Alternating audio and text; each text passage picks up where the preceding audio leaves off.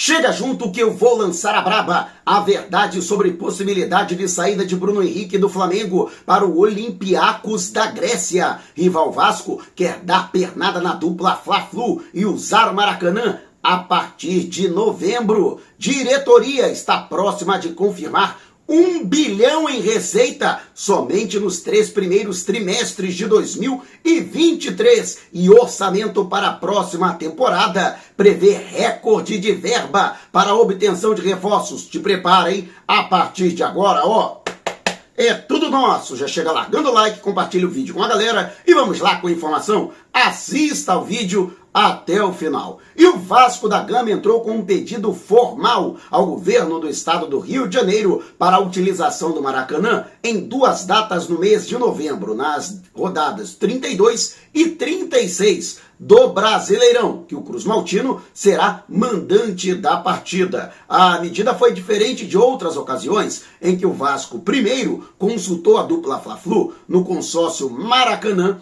fazendo um pedido também formal para a utilização do estádio. E aí, com a recusa da dupla em autorizar as partidas no Templo Sagrado do Futebol, aí sim o Vasco ia à justiça para reivindicar esse direito. E normalmente a justiça acabava concedendo liminar ou então um mandado de segurança, uma medida cautelar para que o Vasco jogue no estádio. Jamais a justiça vedou ao Vasco esse direito. Quando o Flamengo e o Fluminense recusavam, a justiça sempre concedia ao Vasco essa permissão, o que, aliás, infelizmente está na lei, porque Maracanã é um bem público e o Vasco tem o direito de utilizar o estádio que não pertence a Flamengo nem a Fluminense. Fato é que a Conmebol solicitou, portanto, o Maracanã para sua administração, principalmente para o envelopamento do estádio, manutenção do gramado, a preparação para a final da Copa Libertadores da América, que lamentavelmente vai contar com o Fluminense, hein?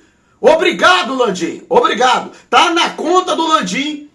O Fluminense está na final da Libertadores da América, com uma equipe tecnicamente inferior. A equipe rubro-negra, o Flamengo ficou pelo caminho, nem teve confronto direto com o Fluminense, que deveria ter tido nas quartas de final, e tá aí. O Fluminense, até de maneira heróica, virou para cima do Internacional, dentro da Beira-Rio, e com justiça está, portanto, na final. O Flamengo deveria estar no Maracanã. Os caras agora estão tirando a maior onda, né? Também tem que chegar para ele, ó, menos, né? Desce do palco e para de show, né? Porque ainda estão lutando, ainda estão correndo atrás de um título que a gente já tem 3, né? Mas, lamentavelmente, nenhum deles no Maracanã. Os caras vão ficar tirando onda. Agora, com relação a isso, vão passar mais 100 anos só com o título de Libertadores, se ganharem, né? Ainda tem que saber contra quem eles vão jogar, contra o Palmeiras ou o Boca Juniors. Aliás, meu Deus do céu, né? Nada é tão ruim para o torcedor rubro-negro que não possa ficar ainda pior, né? O rubro-negro não tem um dia de paz, né? Tá arriscado ter uma final Palmeiras e Fluminense. A gente não tem nem para quem torcer, né?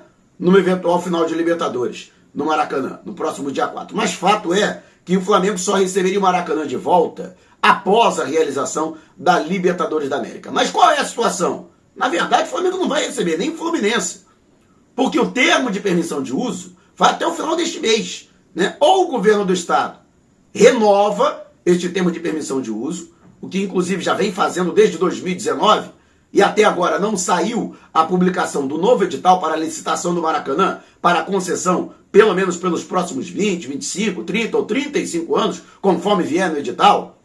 Mas a verdade é que o Vasco vem contestando essa renovação quase que eterna da TPU e uma hora, ou do TPU, né, que é um termo, né, do TPU, e a verdade é que o Vasco pode até entrar na justiça para impedir que esse termo seja novamente renovado, né? Mas fato é que o Vasco utilizou dessa brecha.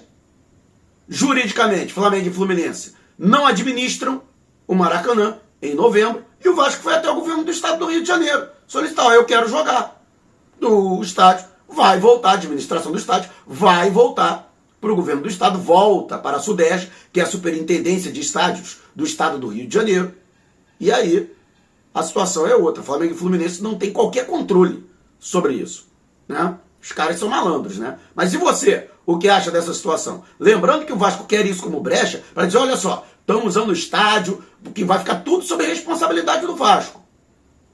Ó, usamos o estádio e tal como uma espécie de laboratório, deu tudo certo, não teve problema, pagamos todas as contas, então eu também quero administrar. Esse é o grande problema dessa brecha que vai ser aberta. Mas quero saber a sua opinião, deixe abaixo o seu comentário. E antes da gente partir para o próximo assunto, o 6 de 6, que é parceiro aqui do canal, acredita, valoriza, investe no nosso conteúdo, é um site de palpites no qual você participa sem pagar nada, é inteiramente grátis e você pode ganhar prêmios incríveis. E é muito fácil. Vá ao comentário fixado, clique no link da promoção e se inscreva. O cadastro é rápido e completamente seguro. Uma vez inscrito ou inscrita, você já pode colocar o seu palpite em cada um dos 6 jogos selecionados por rodadas. A rodada já está em aberto, hein? Não vai dar mole. Então, cravou os 6 jogos, você pode ganhar até 250 mil. E se ninguém acertar os 6 placares, quem fizer mais pontos na rodada pode levar 10 mil no bolso. Não vai perder essa, né? Então vá ao comentário fixado, clique no link da promoção, se inscreva e já deixa o seu... Tem que deixar o palpite para participar, hein? Daquela moral esperta pro 6 de 6, você que gosta dos nossos conteúdos. E a diretoria do Flamengo pode chegar mais uma vez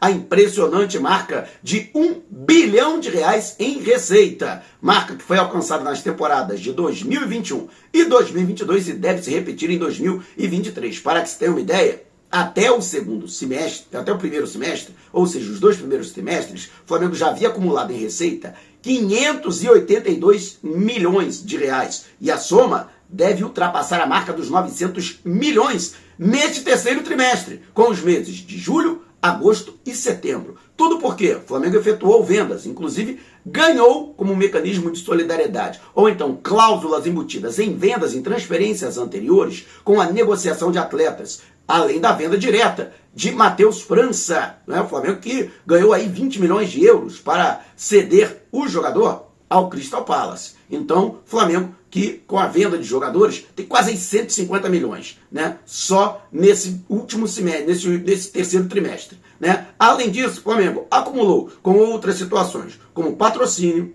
bilheteria, match day, sócio torcedor, né? Além de premiações de competições, como foi o caso da Libertadores. O Flamengo não avançou, mas ganhou a premiação por ter atuado nas oitavas de final, né? E também a Copa do Brasil, Flamengo que recebeu 30 milhões pelo vice-campeonato da competição. Fora a fortuna que o Flamengo ganhou aí, majorando o valor dos ingressos, botou lá no valor absurdo, né? Para tirar o couro da torcida rubro-negra. Mas fato é que sim, o Flamengo acumulou diversas formas de receita e deve ultrapassar a marca de 900 milhões, isso sem os 3 últimos meses do ano, hein? Outubro, novembro e dezembro, que é quando geralmente pinga mais dinheiro. Por quê? Entra o dinheiro do Brasileirão, entra o dinheiro das transmissões na TV aberta e principalmente o pay-per-view. Flamengo, que já tem um piso garantido de 220 milhões de reais e sempre recebe acima disso. O Flamengo é responsável sozinho por cerca de 20% das assinaturas da TV, né? On demand, como é chamada. Então o Flamengo deve ultrapassar, portanto, mais uma vez a marca de R$1 bilhão, mesmo sem ter conquistado um título sequer ainda em 2023. E você, o que acha? Pelo menos para ganhar dinheiro, essa diretoria tem competência, né? Tem que aprender como gastá-lo. Esse que é o problema. Mas quero saber a sua opinião. Deixe abaixo o seu comentário. E antes da gente partir para o próximo assunto, está lançado o desafio. 35 mil inscritos no canal Flatamar. Alô, Gitamar Francisco. Tamo junto, hein? Amanhã tô aí, em São Paulo. Ele radicado na cidade há 17 anos, baiano de nascimento e rubro-negro de coração. Quando alcançarmos os objetivos, vamos contemplar os que estiverem inscritos aqui e lá com uma camisa e um agasalho do Mengão. Imagina, você literalmente vestido ou vestida dos pés à cabeça de Flamengo. Mas ó, tem que estar inscrito nos 2 canais, hein? Então se você ainda não se inscreveu, tá esperando o quê? Inscreva-se agora e chama a galera! Chama todo mundo para se inscrever, porque quanto mais gente se inscrever, mais rápido chegaremos aos objetivos, com você podendo ser contemplado ou contemplada.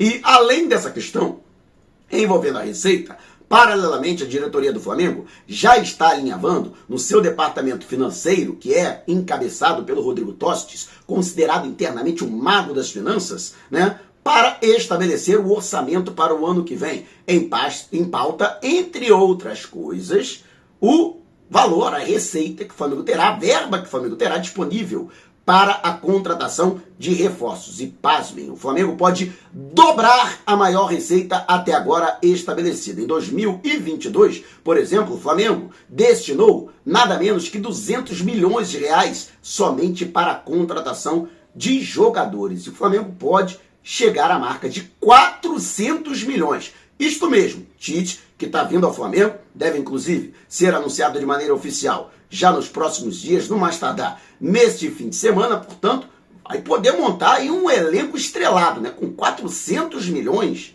de reais, assim, quase 80 milhões de euros, né? O Flamengo pode nadar de braçada, né? Agora, tem que saber contratar também, né? Não adianta também jogar dinheiro fora.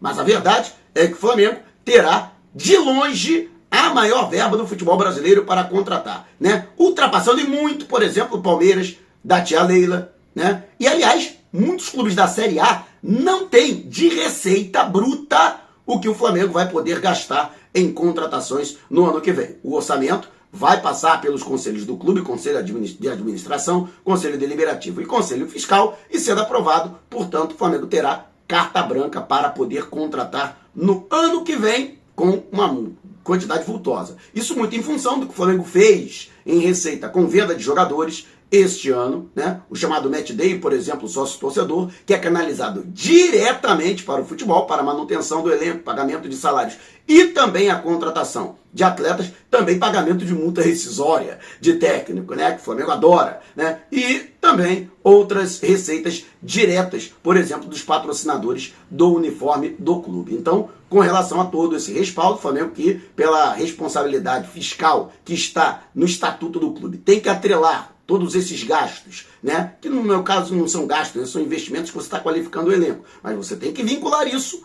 a uma fonte de receita. O Flamengo já vinculou. E outra coisa, também, esse investimento maciço será justificado pela venda de atletas. O Flamengo colocou uma obrigação mínima, né, nesse ano, 54 milhões, que foi muito ultrapassado, né? O Flamengo que fez quase 300 milhões em venda de jogadores, mas para o ano que vem vai ter que fazer uma venda mais robusta, né? O Flamengo que vai estipular no orçamento 50 milhões de euros, ou seja, mais de 265 milhões de reais para a negociação de atletas. Ou seja, vendendo jogadores, o Flamengo tem que acumular, portanto, o equivalente a 50 milhões de euros ou 265 milhões de reais, o que fez, inclusive, este ano, com louvor, né? Mas e você? O que acha desses números? Deixe abaixo o seu comentário. E agora falando sobre a informação do jornalista Vene Casagrande, que ontem trouxe esta notícia de que o Olympiacos da Grécia formalizou proposta a Bruno Henrique, o jogador que tem contrato até o fim do ano e pode assinar um pré-contrato não só com o Olympiacos, mas com qualquer outra equipe, sem que o Flamengo precise ser compensado. A intenção dos gregos seria contar com o atleta já na próxima janela, chamada janela de inverno,